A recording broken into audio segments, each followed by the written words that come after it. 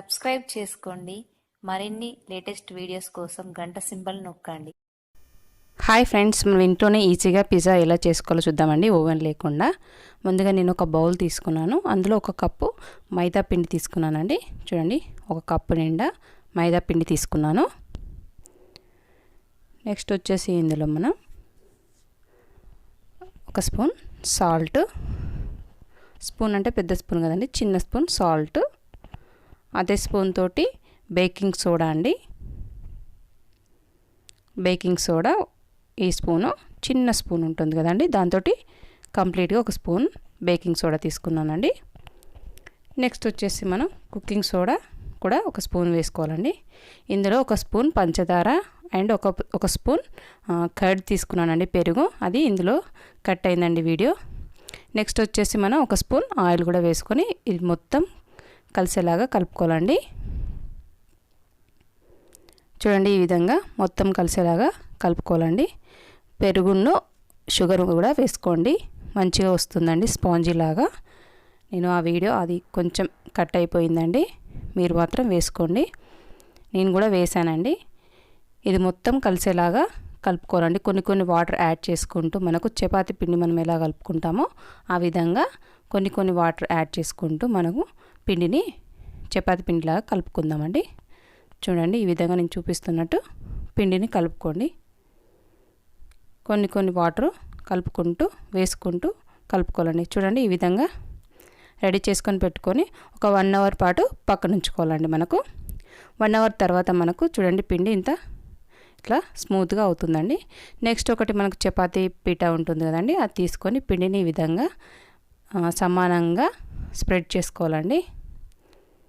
ఇలా కొంచెం ఇట్లా సైడ్స్కి కొంచెం లావుగా ఉండేలాగా చేసుకోవాలండి. ఎందుకంటే మనం మధ్యలో వెజిటేబుల్స్ వేస్తాం కాబట్టి సైడ్స్కి కొంచెం మందంగా ఉండేలాగా, కొంచెం ఎత్తుగా ఉండేలాగా చూసుకోవాలండి. లోపల కొంచెం పల్సగా, పక్కన కొంచెం మందంగా ఉండేలాగా చేసుకొని పెట్టుకోవాలండి.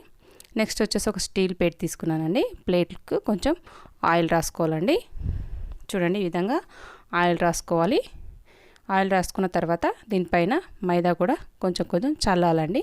ఎందుకంటే ఆ పిండి మనం ఈ చపాతీలాగా చేసుకునే ముద్ద దానికి అతుక్కోకుండా మనకు పిజ్జా మంచిగా వస్తుందండి. చూడండి, ఈ విధంగా మైదా కూడా చల్లుకోవాలి. మనకు ఇలా చల్లుకొని మనం ఈ పిండి ఇది ఉంది కదండి, దీన్ని పైన పెట్టేసుకోవాలి. ఇలా పెట్టేసుకొని దీన్ని ఇప్పుడు సమానంగా ఈ ప్లేట్లో ఇలా చేసుకోవాలండి. ఇలా చూపిస్తున్నట్టు సమానంగా స్ప్రెడ్ చేసుకోవాలి. చూడండి, ఇలా చేసుకొని పక్కన పెట్టేసుకోవాలండి.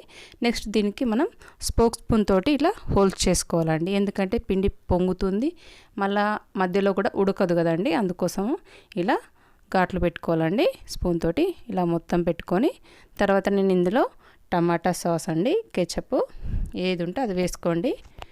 ఇలా వేసుకొని మొత్తం స్ప్రెడ్ చేసుకోవాలండి. మొత్తం ఇలా దీన్ని మొత్తానికి ఇలా స్ప్రెడ్ చేసుకోవాలి. స్లోగా మొత్తం స్ప్రెడ్ చేసుకోవాలండి. ఈ విధంగా స్ప్రెడ్ చేసుకోవాలి. ఇలా స్ప్రెడ్ చేసుకున్న తర్వాత మనం దీనిపైన చీజ్ వేసుకుందామండి. మనకు మార్కెట్లో దొరుకుతుంది కదండి చీజ్.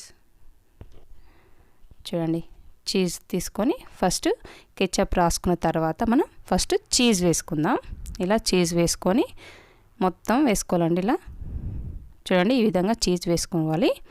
నెక్స్ట్ వచ్చేసి మనము దీనిపైన గార్నిష్ కోసం వెజిటేబుల్స్ అండి, టమాటా, క్యాప్సికమ్, ఆనియన్, పన్నీర్ తీసుకున్నానండి నేను. మీకు ఏవి ఉంటే అవి వేసుకోండి. చూడండి, ఈ విధంగా ఒక్కొక్కటిగా గార్నిష్ మంచిగా ఒక్కొక్కటిగా ఇలా పెట్టుకోవాలండి, గార్నిష్ చేసుకోవాలి. టమాటా, క్యాప్సికమ్, ఆనియన్ ఇలా ఒక్కొక్కటిగా మంచిగా గార్నిష్ చేసుకోవాలండి. చూడండి, ఇలా నీట్గా ఒక్కొక్కటిగా పెట్టుకుంటే మంచిగా ఉడుకుతాయండి. అవి కొంచెం గ్యాప్గా పెట్టుకుంటే మనకు అవి అన్నీ ఉడుకుతాయండి. చూడండి, ఈ విధంగా ఆనియన్ కూడా పెట్టేసుకోవాలి. నెక్స్ట్ వచ్చేసి పన్నీర్ ముక్కలు ఇలా చిన్నగా కట్ చేసుకొని వేసుకోవాలండి. పన్నీర్ ఉంటే పెట్టుకొని, లేకపోతే పెట్టుకోకుండా ఏం కాదండి. మనకి ఏ వీలుగా ఉంటే అవి వేసుకోవాలండి. చూడండి, ఇప్పుడు దీనిపైన కూడా మనం చీజ్ కూడా వేసేసుకుందాం. ఇలా చీజ్ వేసుకుంటే చాలా బాగుంటుందండి పిజ్జా. మనకు బయట ఎలా ఉంటుందో సేమ్ అదే విధంగా మన ఇంట్లో ఈజీగా చాలా టేస్ట్గా పిజ్జా రెడీ చేసుకోవచ్చండి. చూడండి ఇలా చీజ్ వేసుకొని దీన్ని మనం కుక్ చేసుకుందామండి. చూడండి ఎంత బాగా వచ్చేసిందో మనకి. చూడండి ఇప్పుడు మనం దీన్ని కుక్ చేసుకుందాం. ఒక పెద్దది మందపాటి గిన్నె తీసుకోవాలండి. అందులో ఒక స్టాండ్ పెట్టేసుకొని ఒక 10 మినిట్ల పాటు ముందే హీట్ చేసుకోవాలండి. చూడండి ఇది మనకు హీట్ అయిపోయిందండి 10 నిమిషాలు.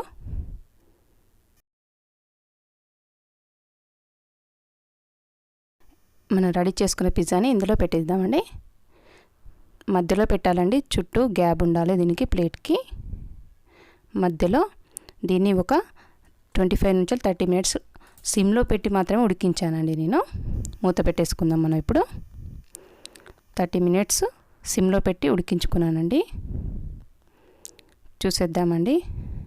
30 మినిట్స్ తర్వాత మనం స్టవ్ ఆఫ్ చేసుకొని దీన్ని అందులో ఉంచేస్తున్నానండి. అందులోనే ఉంచి చూపిస్తున్నాను. చూడండి ఎంత మంచిగా రెడీ అయిందో మనకు పిజ్జా. చల్లారిన తర్వాత ఒక 10 మినిట్స్ తర్వాత మనం పిజ్జా బయటికి తీసి కట్ చేసుకుందాం.